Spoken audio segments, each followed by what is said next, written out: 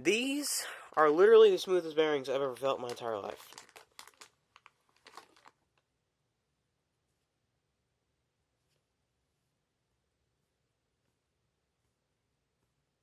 And they're pre-oiled, or decently pre-oiled.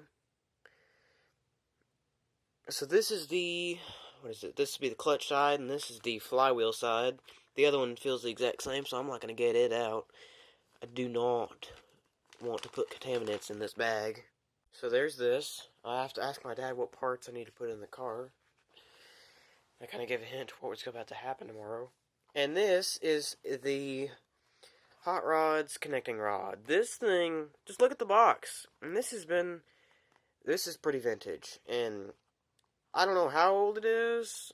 I don't think it's it's definitely not 2023. I'm guessing 1999. Okay, that's a bit of a far-fetched estimate, but they're old school parts.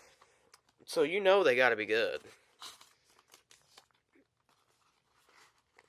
I think they're old school. I don't know. But they are new parts and they'll work.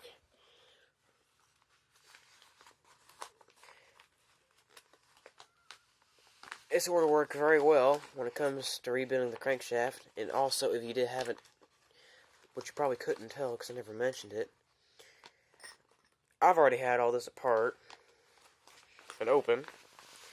So this is the new connecting rod, which this is made in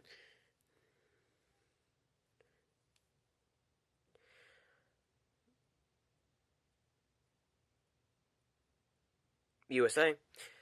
And they have put honing marks in here. Both sides, actually. This is the new wrist pin bearing. Not as shaky as the last one, and it looks like the Yamaha one, just minus the gold color. You can just tell it's a quality bearing. It fits in pretty good. I mean, it's got play because the wrist pin bearing isn't in there.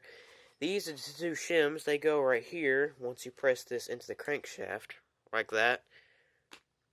And if you don't know a thing or one or a thing or two, these are for two-stroke oil entrance, okay?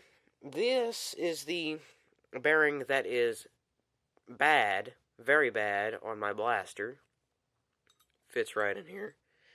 And this is not a wrist pin, this is, what would you call this, the crank pin? It's the very important piece that holds the crank together, basically. And it's very oily, but that's a good thing. And it goes in here. Well, if I don't lose all the pieces. Actually, I have to.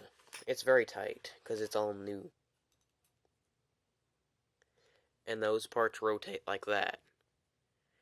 Now, it does feel kind of rough, but it's not broken in, and it's got the honing marks in there. But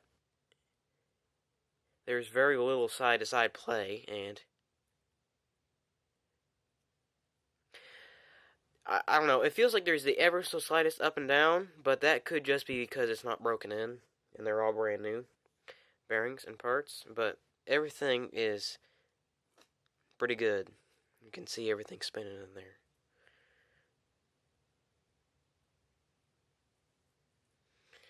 So, that is the parts that we have gotten for the Blesta. Just pile them in the back. Okay. This is a crank that's wore out. I can shake it and hear the play.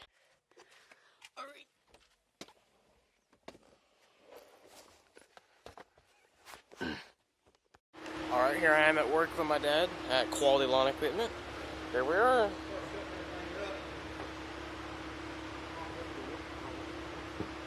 So we can line it back up. We have to press this pin out to put the new rod on. This is the inside of Quality Lawn Equipment.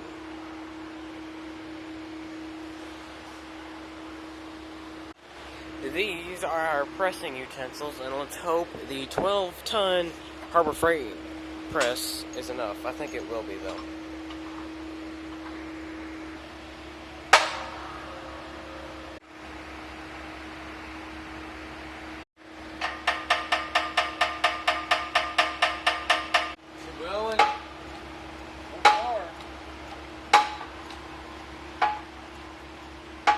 Sorry guys, I had the camera off. I was showing him off my new parts. Hey Matt, so don't press it all the way out, right? Yeah. Well, I got a new load I'm putting in. Oh, okay. The pin I just showed you, that's the new thing we're putting in it. But I'm not pressing it all the way out like this. Right. Like this.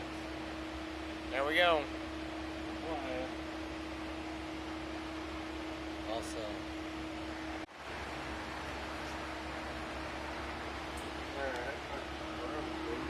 Oh, it's broken.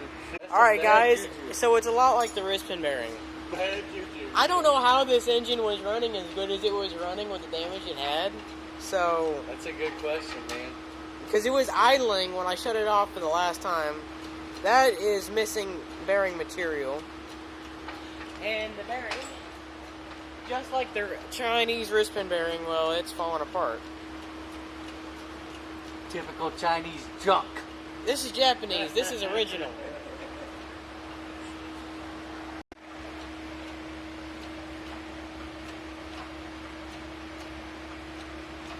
Oh, it's going. Alright, the crank is apart. Oh, that's rough.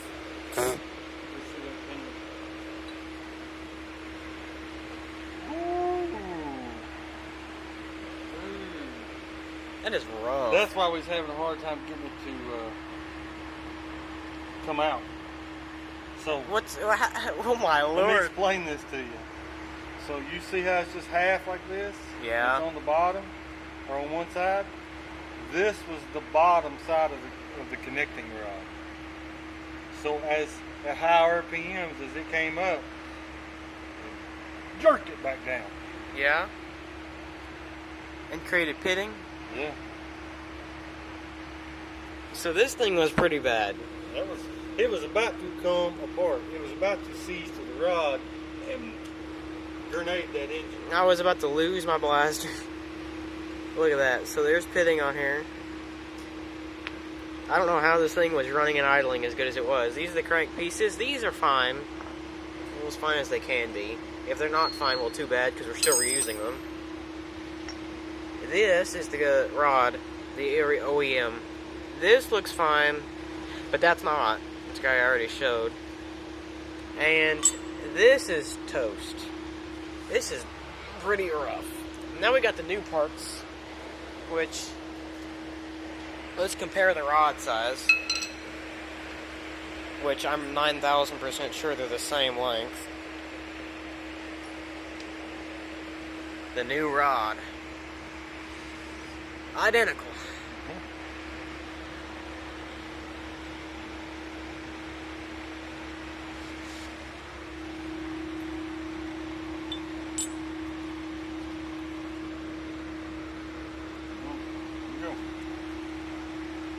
We're good to go?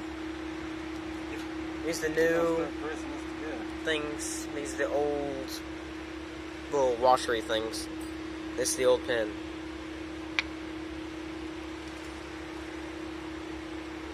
Now we're ready to put this sucker back together. In goes the new crank pin. That's what I'm calling it.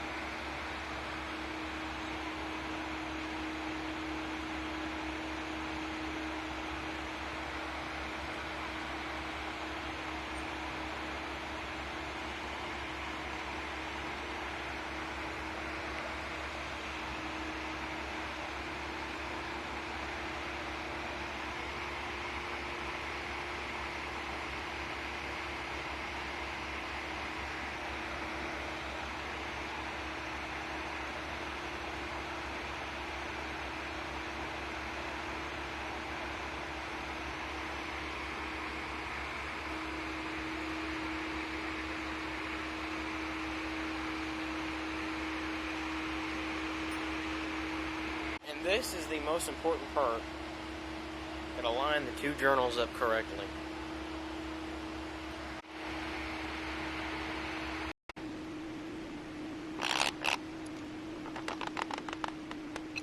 So this is our scientific test of knowing if we got the two ends right.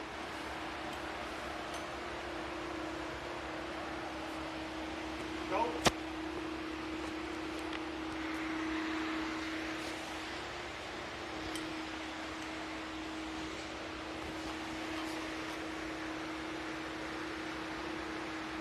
Buckle on that one. My first one of those. First time you ever rebuild a crankshaft? First time I've ever done one of those. I must say, I got her good, man. I got her good. So now what we'll do, we'll fill this full of two-stroke mixing oil. Yes. When it comes to two-strokes, I don't put engine oil or any other greases in this. Only two-stroke oils. That's all I ever do for any two-stroke. Well, the new rod is on. Yep. And feel that the pin seems fairly flush there. It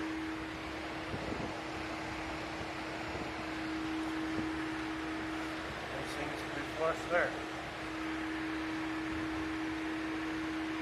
You got a good top crank, good top mating surface. And it spins easily. I'm about it. I think we got her on. We did it. We got it. The new crankulator ready for battle. And it has it doesn't touch the sides anymore. Very little side to side.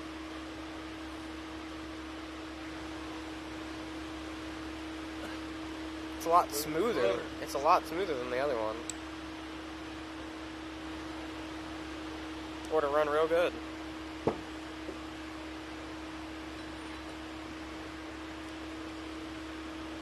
Alright.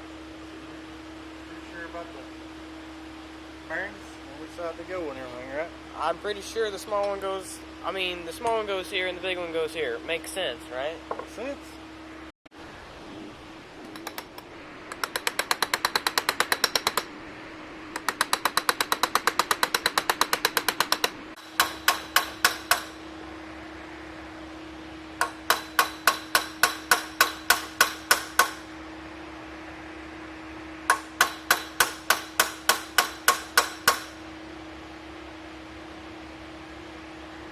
And a new connecting rubber bearing. If you'd like to do what we just did, we spent about $127 on these parts.